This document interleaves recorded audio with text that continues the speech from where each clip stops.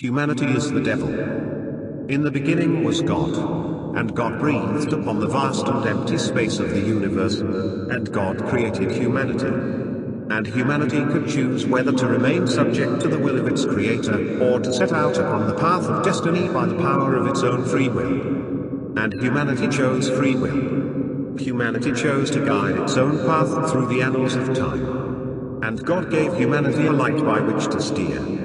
God gave it the knowledge of right and wrong, that it might follow a path that would lead it back to the truth from which it had set out. He gave it the concept of good and the concept of evil, and he said, "Follow in your heart the concept of good. For that is of me, and the path that follows it will lead you back to me, and you will find yourself in heaven. But follow in your heart the concept of evil, and you will go further and further from me. For though I have created evil for your choice, evil is not of me, it is of Satan, who is the devil, and must for you be the enemy so that yon do not follow him. For the path of evil will lead you to the devil, and yon will find yourself in hell. And hell is a place of darkness and misery and pain and anguish and hatred and violence and discomfort and unrest and unease and sickness and failure and death and futility and ignorance and malice and greed and envy and despair. And hell is a place where no man should wish to be.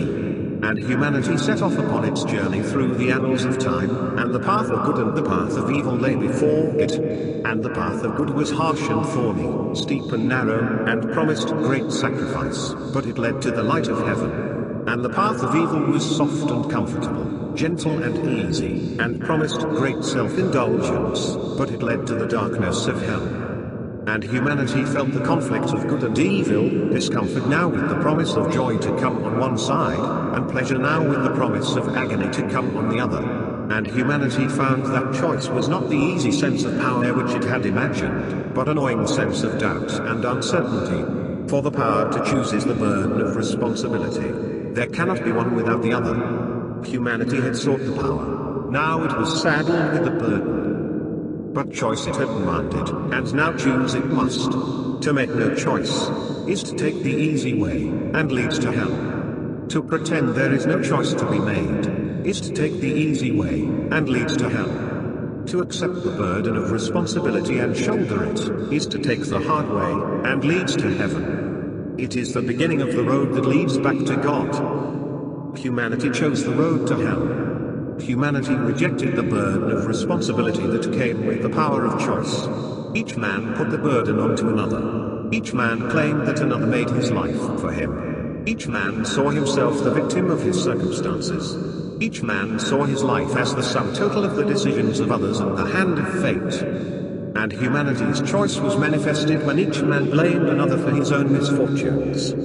For blame is the ultimate rejection of responsibility. Blame is the detonator or all evil. All sin stems from blame. All destruction stems from blame. Unless a man feels the need to blame, there is no destruction in him. Unless he feels the need to blame, there is no hatred in him. Unless he feels the need to blame, there is no evil in him. And humanity chose to blame. Humanity felt the need to blame. Each man blamed another, who blamed him in return. Humanity began to pattern the future course of the history of the world on the basis of blame. Blame became the common factor in all events, and with it humanity set out along the road to hell.